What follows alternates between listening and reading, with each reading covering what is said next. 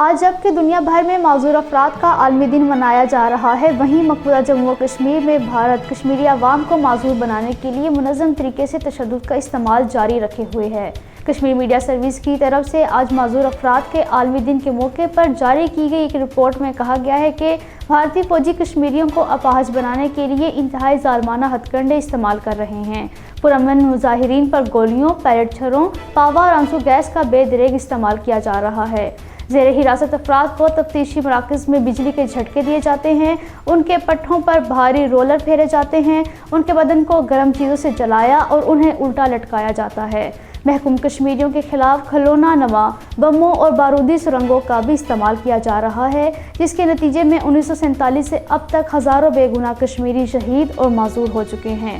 Pellet سے اب تک 200 سے زائد افراد ایک یا دونوں آنکھوں کی بصارت سے محروم ہو چکے ہیں۔ معذور افراد کا عالمی دن معذور کشمیری عوام کے لیے کوئی معنی نہیں رکھتا۔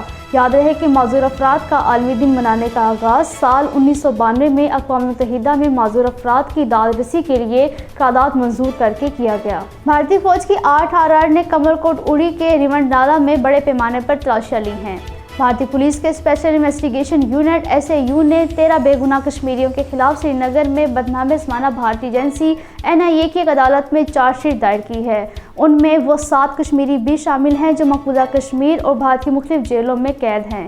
چارج شیٹ میں شہید ہونے والے 3 کشمیریوں کے نام بھی شامل کیے گئے ہیں۔ بھارتی پولیس نے قمرواری سری نگر کے بھرتھنا علاقے میں نوجوانوں کو پناہ دینے کے الزام میں متعدد کشمیریوں کے مکانوں کو ضبط کرنے کی کارروائی شروع کی ہے۔